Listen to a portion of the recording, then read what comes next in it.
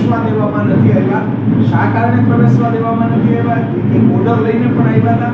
હાઈકોર્ટનો પણ આદેશ છે કે એમને કોર્પોરેટર તરીકે ફરીથી માન્ય રાખવામાં આવે.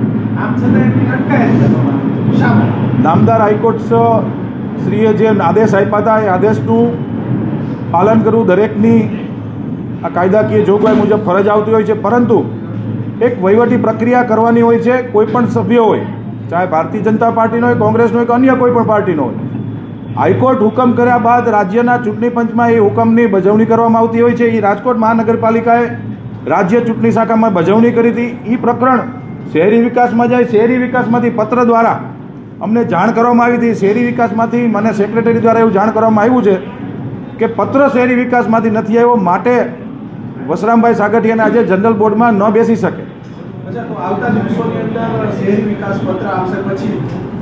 લીગલ પ્રક્રિયા સંપૂર્ણપણે માન્ય વસરામભાઈ પૂર્ણ કરે ત્યારબાદ જનરલ બોર્ડમાં બેસવાનો કોઈ પણ સભ્યનો આબાદિત અધિકાર છે.